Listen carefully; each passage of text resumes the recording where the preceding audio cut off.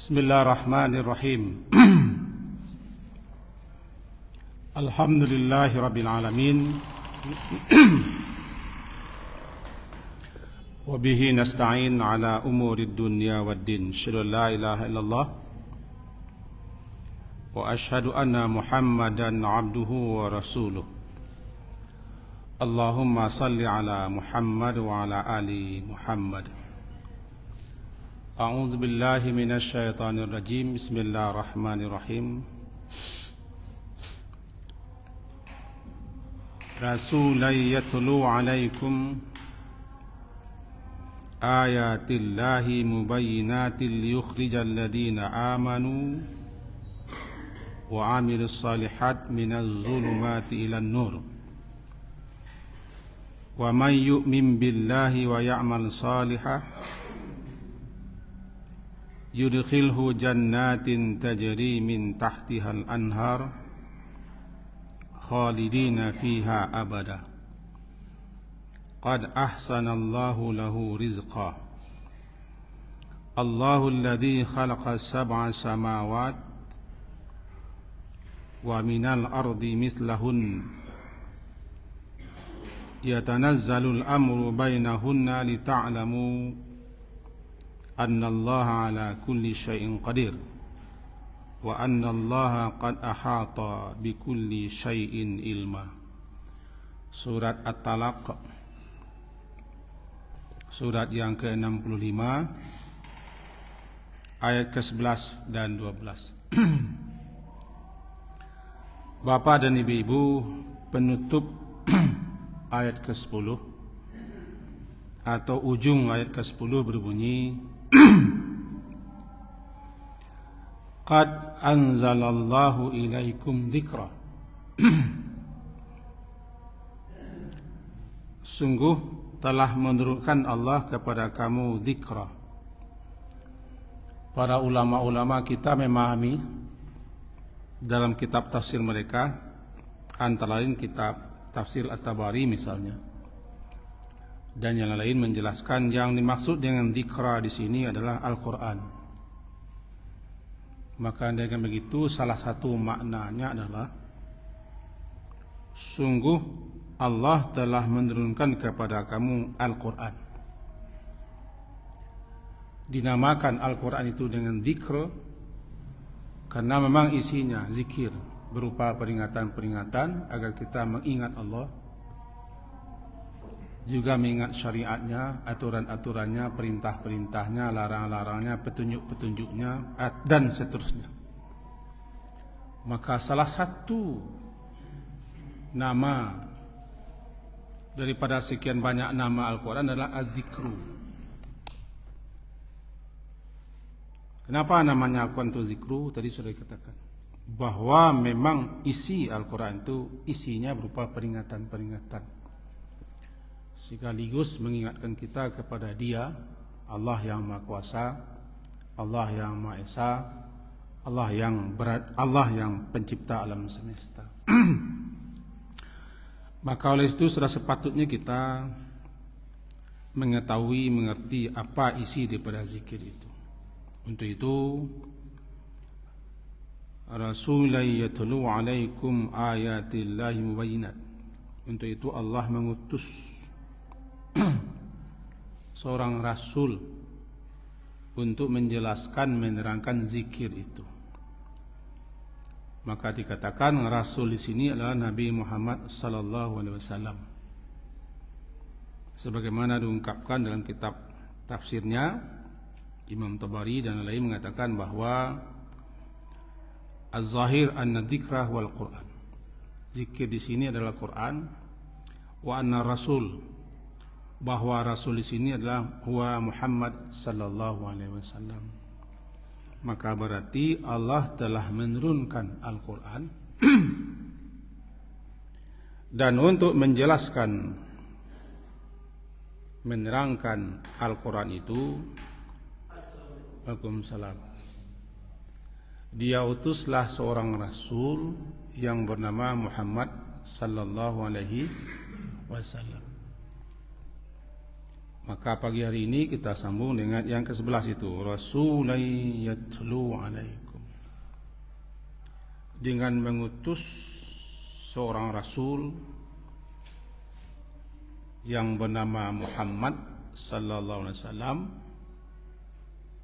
yatlu alaikum, yang dia yatlu, membacakan kepada kamu ayatillah, ayat-ayat Allah, mubayyinat,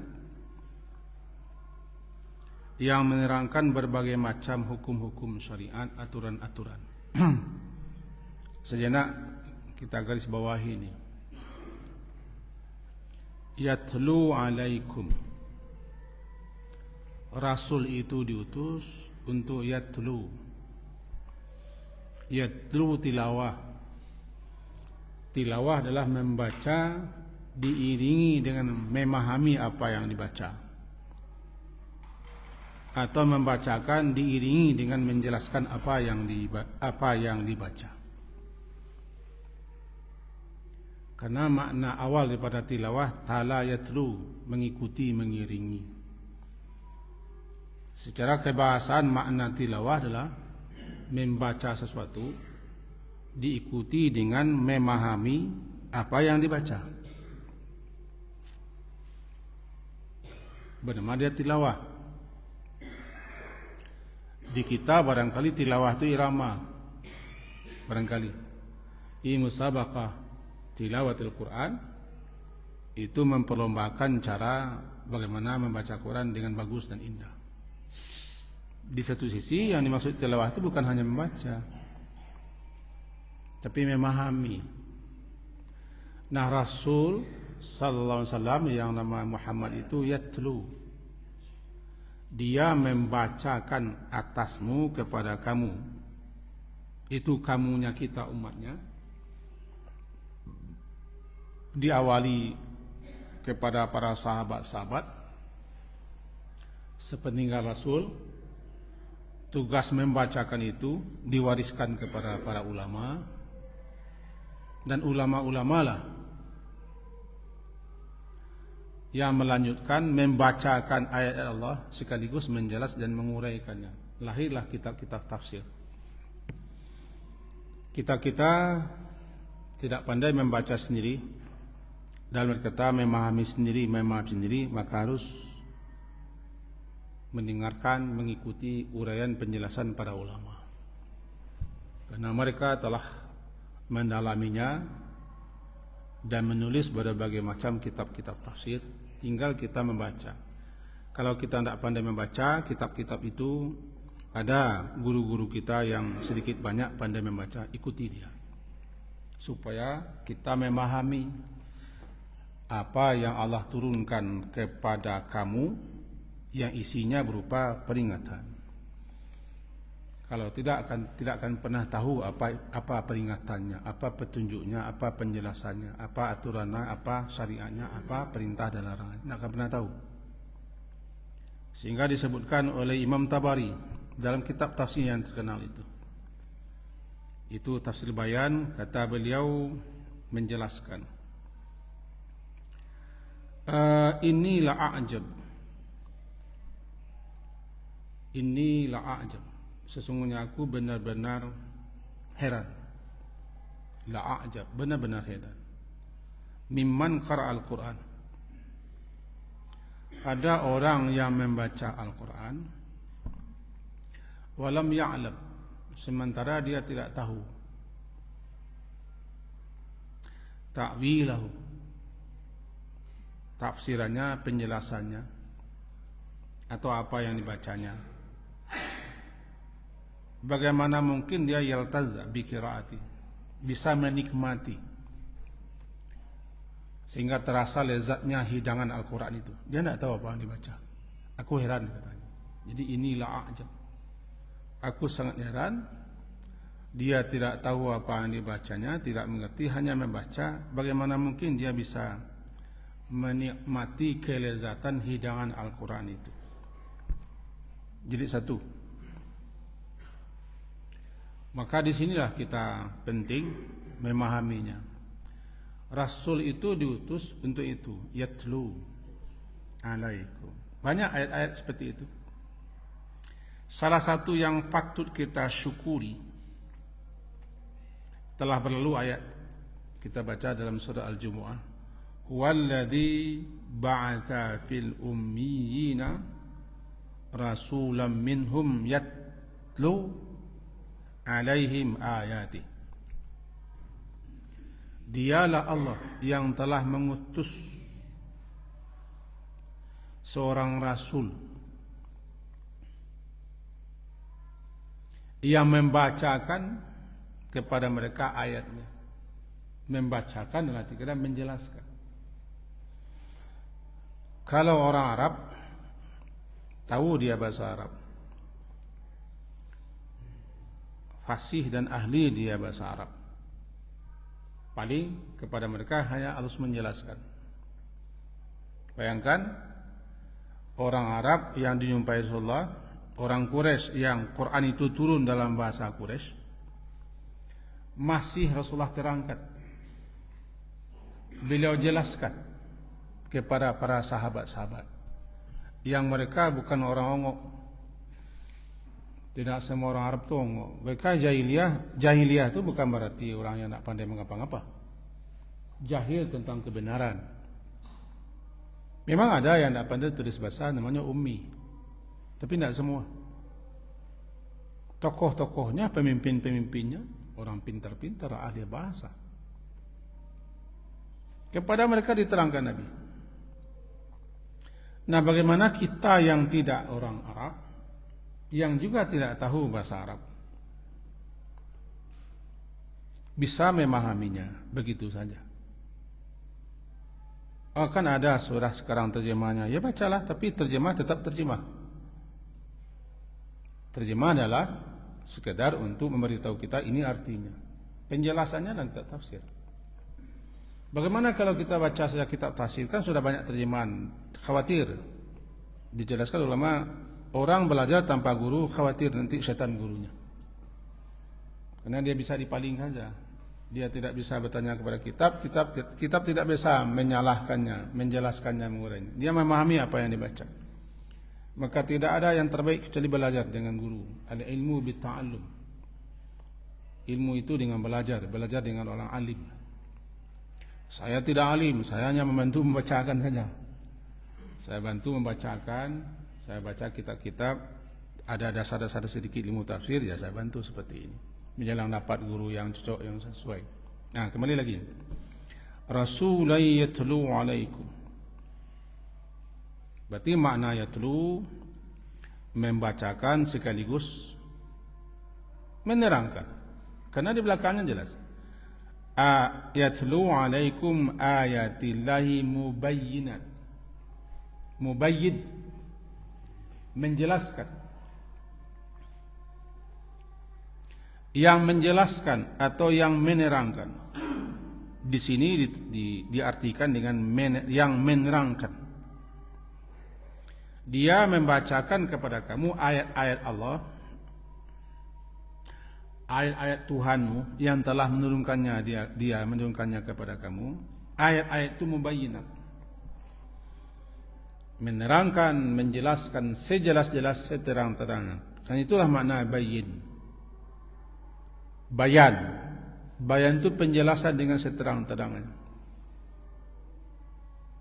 Mubayyin, menjelaskan sejelas-jelas seterang. Mubayyinat, ayat-ayat itu menjelaskan sejelas-jelasnya, seterang-terangnya. Untuk itulah Rasul diutus, untuk membacakan ayat-ayat yang terang, yang jelas itu. Maka di sini disebutkan alasan ilatnya adalah liyukhrijal ladzina amanu wa amilus shalihat minaz zulumati ilan nur. Secara bahasa arti zulumat, zulmah gelap, lawan terang. Zulmah gelap, tidak ada cahaya. Lawannya nur, nur terang, karena ada cahaya. Lalu dipakailah istilah ini untuk kesesatan. Orang yang sesat adalah orang yang berada dalam kegelapan, karena tidak ada cahaya, sehingga dia tidak dapat pedoman dan petunjuk, dan tidak dapat membedakan, karena dia dalam kegelapan. Lalu identiklah orang yang sesat, orang yang berada dalam kegelapan. Kegelapannya tidak satu, banyak. Zulumat, berbagai macam kegelapan. Cahaya semua satu. Bukan berarti minaz zulumati ilal anwar. Kalau anwar kan cahaya-cahaya, bukan. Satu. Cahaya itu satu, sumber cahaya satu, yang menurunkannya satu. Jalannya lurus satu, yang banyak jalannya menyimpang. Petunjuk hanya satu, yang banyak itu kesesatan. Yang benar hanya satu, yang banyak itulah kesalahan dan penyimpangan. Itu dia. Di makna az-zulumat, dari berbagai macam kesesatan, kekafiran, kesyirikan, kefasikan, kebangkang, kedurhakaan, kemaksiat, pokoknya berbagai macam kesesatan. Daripada kesesatan kepada an-nur. An-nur sering dipahami dengan petunjuk. Petunjuk. Apa itu? Kenapa nur? Nur kan cahaya. Kita awak berada dalam ruangan masjid. Nampak di kita berbagai macam ukiran, hiasan, lampu. Tahu kita mana arah tiket, tahu karena ada cahaya. Dengan adanya cahaya orang dapat petunjuk. Tanpa cahaya orang kehilangan arah, kehilangan pedoman, kehilangan petunjuk. Lalu dipakailah nur itu dalam artian petunjuk. Karena memang petunjuk itu mencahayai. Cahaya itu memberikan petunjuk. Rasul membacakan kepada kamu ayat-ayat Tuhanmu yang telah diturunkannya kepada kamu. Rasul membacakan sekaligus menguraikannya kepada kamu, liyukhrija, agar supaya Rasul itu yukhrij, mengeluarkan orang-orang yang beriman dan beramal saleh minaz zulumat, dari berbagai macam kegelapan, yakni dari berbagai macam kesesatan, ilan nur, kepada cahaya, yakni petunjuk. Kesesatan apa? Kesesatan kekafiran, kesesatan kesyirikan, kesesatan kejahilan, kesesatan kebangkangan, kedurhakaan, kesombongan, keangkuhan dan seterusnya, termasuk kejahatan kemunafikan. Semuanya adalah zulumat.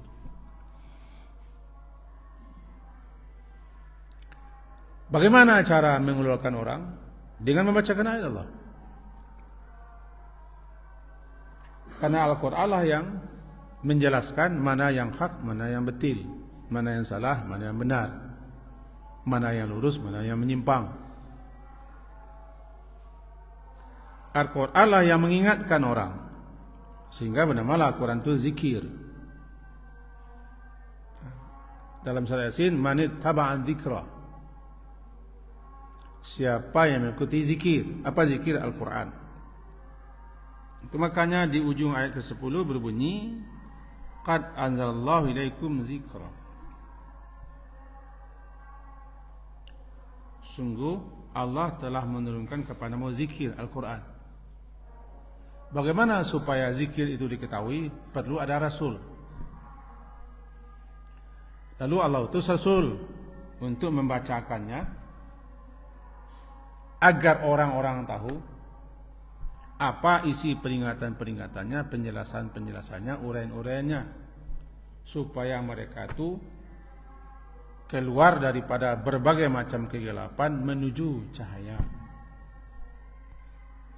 Rasul ditugaskan untuk itu, berpedoman kepada petunjuk Al-Quran. Beliau bacakan, beliau jelaskan, supaya dengan begitu beliau mengeluarkan orang-orang beriman dan beramal saleh. Orang beriman dan beramal saleh dulunya berada dalam kegelapan, dalam kesesatan. Lalu diberikan penjelasan uraian Al-Quran. Maka jadilah dia, keluar dia daripada kesesatannya menuju petunjuk. Karena Rasul sudah wafat, ini tadi, Rasul tidak meninggalkan warisan berupa harta benda, beliau meninggalkan warisan Al-Quran dan sunnahnya. Nah, siapa yang bisa mewarisinya? Ya ulama.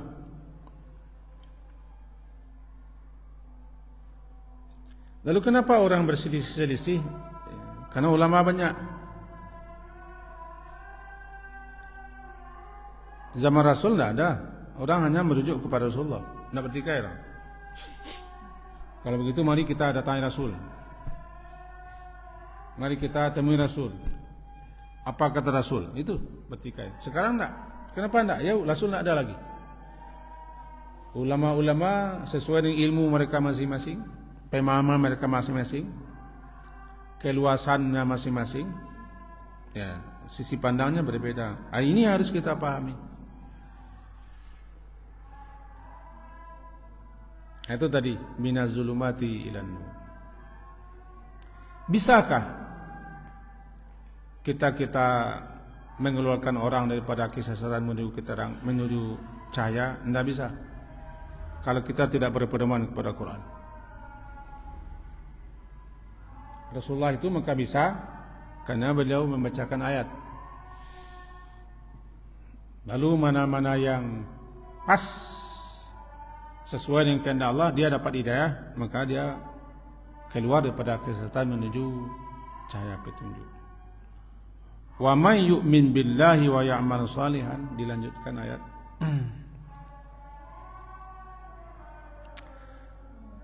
Dan siapa saja yang beriman kepada Allah, yakni membenarkan Allah, lalu dia beramal saleh, wa ya'mal salihan. Wa ya'mal salihah, mengamal saleh itu mentaati. Amal saleh itu terkadang ditafsiri dengan mentaati. Apa yang ditaati? Yang ditaatinya Allah. Bagaimana mentaati Allah? Apa yang diperintahnya, apa yang dilarangnya. Di mana kita jumpai perintah dan larangnya dalam Al-Quran? Bagaimana supaya kita tahu perintah dan larangnya? Baca. Bagaimana kita supaya memahaminya? Nah, itu gunanya penjelasan. Gunanya penjelasan dan uraian, tafsir-tafsir. Nah, siapa yang beriman kepada Allah, membenarkan Allah, dan dia beramal saleh, yakni mentaati Allah, yudkhilhu jannatin tajri min tahtihal anhar. Ini kata beliau-beliau ahli bahasa. Yudkhilhu itu namanya jawaban, namanya fi'il jawab daripada beriman. Berarti siapa yang beriman, agar Allah memasukkan kamu, kalian dan kita ke dalam jannahnya, beriman kepada dia. Karena apa? Siapa saja yang beriman, jawabannya Allah akan memasukkannya ke dalam jannah. Bagaimana supaya kita bisa masuk dan dimasukkan ke dalam jannah? Beriman. Ikuti petunjuknya. Ikuti zikir yang telah diturunkannya. Pahami, pelajari, renungkan apa isi zikir itu Al-Quran itu. Dalam kitab Miftah dari Sa'adah ada 2 jilid. Di saya 2 jilid. Disebutkan di situ oleh Imam Ibnu Qayyim al-Jauziyah. Fa qira'atu ayatin bitafakkurin wa tafahumin. Membaca satu ayat bitafakkur, dengan memikirkan satu ayat itu, wa tafahum, berusaha memahaminya yang satu ayat itu, khairun, lebih baik min qiraati khatmatin, daripada membacanya sampai tamat bigai tadabbur wa tafahum, tapi tidak pernah ditadaburi, dipahami, direnungkan, dipikirkan dan dipahami isinya. Ini menurut Ibnu Qayyim al-Jauziyah. Saya ulang lagi. Fa qira'atu ayatin, membaca satu ayat, bitafakkur wa tafahum, dengan memikirkan dan memahami ayat yang satu ayat dibacanya itu. Baik sendiri kalau dia paham, mengerti, memahaminya dengan membaca, menganalisa, menalahnya, atau melalui bantuan orang lain, melalui guru, untuk mempelajari satu ayat itu saja. Khairun, lebih baik min qiraati, daripada membaca Al-Quran itu khatmah, sampai khatam, bighairi tadabbur wa tafahum, tapi tidak ditadaburi dan dipahami.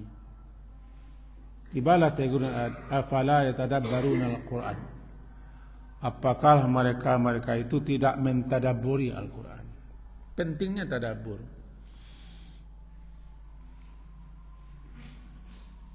Ada orang, mudah-mudahan kita orangnya, yang peduli baginya hanyalah membaca,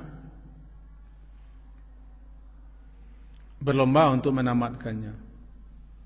Salahkah? Tidak ada salah, benarlah, baiklah, baguslah, luar biasalah sampai tamat. Dibaca setiap malam, iyalah. Bila perlu 1 juz setiap malam. Bila perlu dalam sehari itu bagi aja 5. Itu 5 juz 1 hari setiap salat. Cepat tamat, iyalah. Salahkah? Tidak salah. Tapi kalau hanya sampai di situ, tanpa direnungkan, dipikirkan, dipahami, tanpa dipelajari, tidak sampai kita kepada sasaran dan tujuan apa Al-Quran diturunkan. Dia zikru. Artinya alat yang kita pakai itu tidak bisa menyampaikan kita kepada tujuan. Itu juga komentar Ibnu Qayyim itu. Al-Quran Allah turunkan agar kita mendapat petunjuk, agar keluar daripada kesesatan menuju cahaya, agar kita selamat dalam kehidupan dunia akhirat. Tetapi tidak akan pernah sampai ke situ kalau hanya kita berkutat membaca, sementara kita tidak mau untuk memahaminya, tafahum, tafakkur dan tadabbur. Ini kembali kita kepada yang tadi.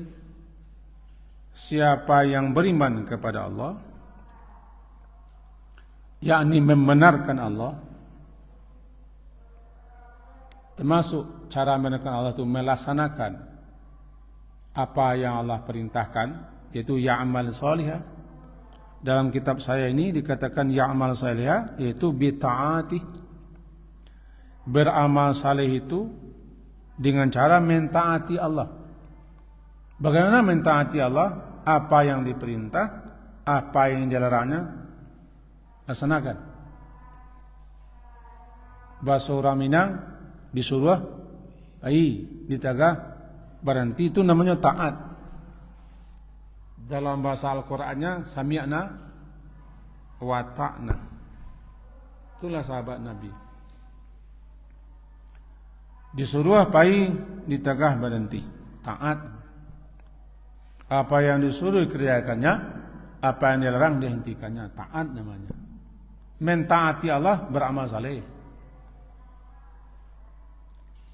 Di mana kita tahu apa yang disuruh, apa yang diperintah, apa yang dilarang, apa yang dicegah? Dalam Al-Quran. Lalu bagaimana kita supaya tahu berbagai macam perintah dan larangan? Pelajari. Bagaimana kita mempelajari? Kalau bisa sendiri silakan. Belajarlah, bacalah kitab-kitab tafsir yang tebal-tebal itu. Pertama belajarlah nahu sarafnya, belajarlah bahasa Arabnya. Kalau tidak, berguru. Tidak juga menyimak. Yang tidak boleh kan menjadi orang kampek. Kalau bisa menjadi yang pertama bagus, aliman. Kun aliman. Jadilah orang yang alim, orang yang berilmu. Tidak bisa muta'alim, orang yang belajar kepada orang yang berilmu. Tidak juga mustami'an, orang yang menyimak, mendengarkan keterangan orang yang tahu. Tidak juga la takurabian, yang menjadi orang kampek. Kusui ko di Minang tigo bisa selesai encik ndak. Dan encik lain kampek. Kusui rambui ya sikit penyelesaian. Kusui banang cari ujung, cari pangkat. Kusui bulayam paruah menyudahi. Paruah. Tapi kalau kusui selang tampur tu kusui nang kampek no, api pemakannya habis. Anda boleh jadi orang kampek. Balimu indak, barajai indak, banangai indak, tu betul Orang kampek. Orang kampek kau nak pernah tahu. Tapi kadang-kadang orang kampek kau lebih santiang daripada orang yang pertama. Cari tu berlepi-lepi ya. Bagaimana, begini, begitu. Raja enggak, selalu enggak. Tapi nak tahu perwa. Ini kembali ke tadi. Wa may yu'min billah wa ya'mal salihan yudkhil. Tidak masuk surga ada. Atau Allah memasukkannya. Lihat kalimatnya. Ada khala yudkhil. Allah memasukkannya. Nya siapa? Nya orang yang beriman itu. Berarti kamu harus beriman. Arti beriman itu membenarkan Allah dengan mengikuti apa yang diperintah, apa yang dilarangnya. Berarti kamu beramal saleh. Kalau sudah begitu, yudkhilhu. Itu janji Allah. Karena kita tidak bisa masuk surga. Tidak bisa kita masuk surga sendiri. Tidak bisa kita panggakkan amal kita. Dan kita tidak akan bisa selamat dari neraka. Hanya Allah jualah yang menyelamatkan kita dengan rahmatnya dan memasukkan kita ke surganya. Itu makanya orang yang selamat dari neraka masuk surga adalah orang yang menang, beruntung. Disebut dalam Al-Quran dia mendapat keberuntungan yang sangat besar, al-fawzul azim, al-fawzul kabir, al-fawzul mubin, faqad faza fawzan azima, wa man zuhziha 'anil nari faqad faz. Itu ayatnya. Kenapa dia beruntung? Dia dimasukkan Allah ke surga. Sebab dia sendiri tidak bisa masuk surga. Yang akan mengantarkannya masuk surga itu rahmat Allah. Allah akan merahmati siapa yang beriman kepadanya. Allah akan merahmati siapa yang mentaatinya. Ya. May yu'min billah. Siapa yang beriman kepada Allah, membenarkan Allah, dan beramal saleh, mentaati apa yang Allah perintahkan dan apa yang larang. Kalau itu sudah dilakukan, yudkhilhu. Allah yang akan memasukkannya ke dalam jannat. Karena jannat itu diterima orang masuk surga, ya surga, yalah kita baca. Walaupun dalam Quran tu tidak ada surga. Paniklah mencari kita dalam Quran, tidak ada surga. Surga kah, suarga kah, surga kah, tidak ada dalam Qurannya, ada jannah. Cuman jannah itu orang terjemahkan kalau masuk itu surga, ya kita bacalah surga. Bahkan orang awak bawa surga pagaduri, neraka paga pinjaram. Kini saya tidak tahu orang dalam pinjaram. Jadi kan kata orang siswa, pinjaram adalah sesuatu makanan yang enak. Duri lah dia. Untuk masuk surga itu barik perjuangan. Ini pakai duri. Harus beriman dan beramal saleh. Masuk neraka tidak perlu berjuang. Ini pinjaram sini. Karena surga itu terjemahan jannah, yang kita pakai itu. Kita ubek lu terjemah lain payahlah mencarinya. Terjemahan jannah. Alan cae, tak tahu.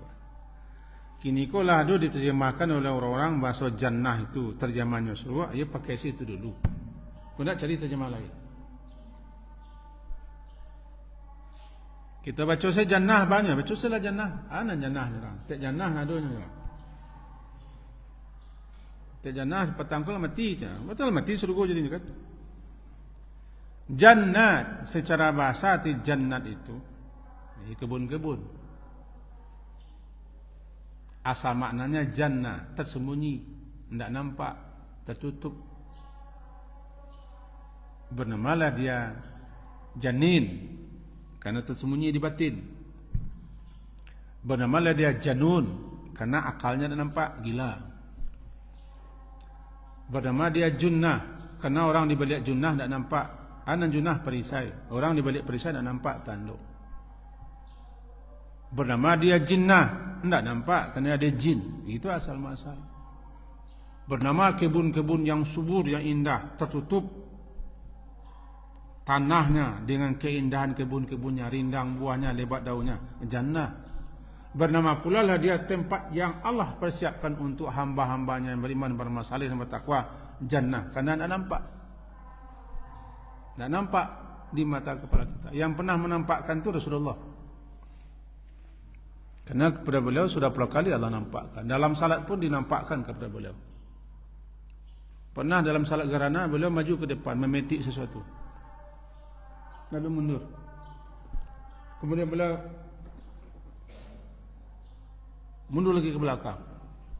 Ditanya orang setelah salat gerhana, kenapa tadi salat? Aku dilihatkan buah-buah surga.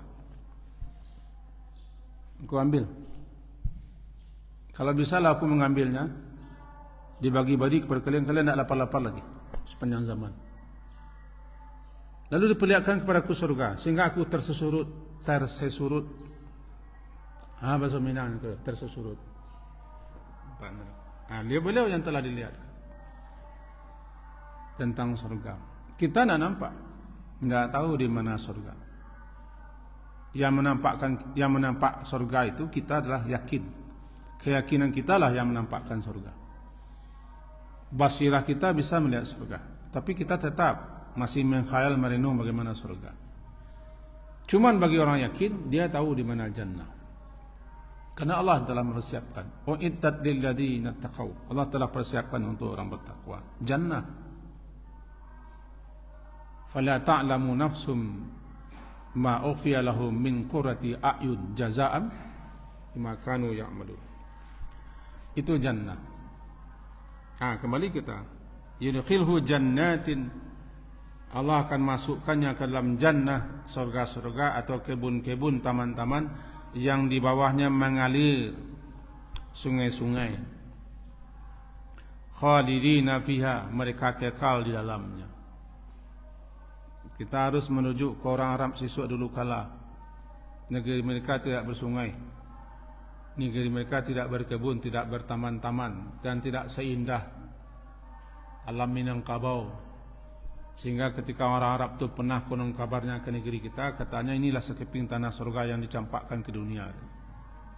Karena mereka tidak pernah menyaksikan kelok empek-pelempek. Tidak ada danau Singkarak, danau Meninjau, tidak ada gunung Merapi, tidak ada gunung Singgalang. Mereka tak pernah ke Kelok Sembilan, Kangaresiano, sehingga mereka tercengang. Ini adalah sekeping tanah surga. Mereka tidak pernah mencari air Melia, menggeriti. Orang tidak pernah masuk mencari air mengandang Melia, menggeriti jadi. Saya pernah lihat Makkah kebanjiran. Rupanya di padang pasir itu orang berduyun-duyun melihat air keluar. Berduyun-duyun mencari air banjir, tagihan mencari banjir. Bukan di Makkah, tapi di Gurut. Karena mereka jarang ketemu air sebenarnya. Nah, kita balik saja. Yang kita gambarkanlah saat di mana turun ayat ini, lalu Nabi bacakan di sana nanti ada kebun-kebun yang indah permai. Di bawahnya mengalir aneka macam sungai-sungai yang jernih. Sungai-sungainya sungai madu, sungai tua, sungai susu, sungai air tawar. Kendi-kendinya bejana-bejana emas dan perak. Pasir-pasirnya intan berlian. Ini kita harus ke sana. Di leman wali sungai, belakang rumah wali sungai mah tidak begitu mengasinya. Harus kita ke sana. Intinya di surga itu adalah suatu kenikmatan yang tidak bisa dilukiskan. Sehingga dikatakan man la ain ra'at, belum pernah dilihat mata, wala uzunun sami'at, belum pernah terdengar oleh telinga, wala khatara ala qalbi bashar. Bagaimanapun orang menghayalkannya kenikmatan, keindahan, pesonanya, tidak bisa. Itulah menjadi surprise.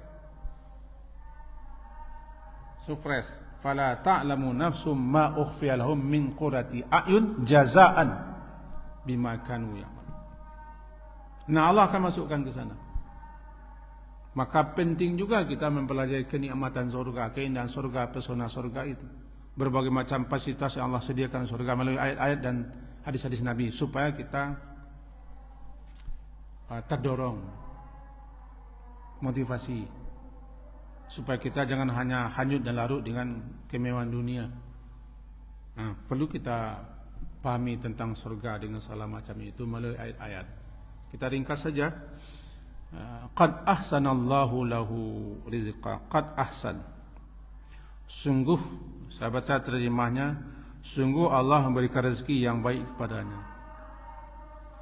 Di sini secara harfiah makna ahsan, membaguskan, membaikkan Allah untuk orang yang beriman itu rezeki. Berarti Allah memberikan rezeki yang terbaik, rezeki yang sangat bagus, rezeki yang sangat indah dengan berbagai macam kenikmatan, kelezatan yang tak bisa dilukiskan. Karena Allah ahsan. Ahsan, Allah membaguskan, membaikkan segala macam anugerah yang akan diberikannya. Apa itu anugerah? Rezeki. Rezeki itu anugerah. Qad ahsanallah, Allah berjanji akan memberikan yang terbaik berupa rezeki, nikmat, karunia, anugerah di jannah sana untuk siapa yang beriman dan beramal saleh. Kaji kita sampai di situ. Saya mohon pamit karena mau mengantarkan orang yang mau pergi. Apa Ji? Yang tadi itu membaca ayat satu ayat itu lebih baik daripada menamakan apa itu? Tak tulis urusan. Ini memang ada ayat. Hadis Ustaz. Dalam kitab Miftah dari Sa'adah oleh Ibnu Qayyim Al-Jauziyah. Kitab Miftah dari Sa'adah oleh Ibnu Qayyim Jauziyah. Beliau terkenal dengan orang yang sangat dalam pemahamannya. Jadi bukan hadis. Walaupun bukan hadis, itu ulama besar. Urutan kita urutan ke-101 dibanding dengan dia. Kalau urutan Pak Haji lah urutan 99, bos 101 dibanding dengan beliau. Itu Pak Haji. Sekian, subhanakallahumma wa bihamdika asyhadu an la ilaha illa anta astaghfiruka wa atubu ilaik. Wassallallahu ala Muhammadin wa ala alihi washabihi ajmain. Alhamdulillah. Assalamualaikum warahmatullahi wabarakatuh.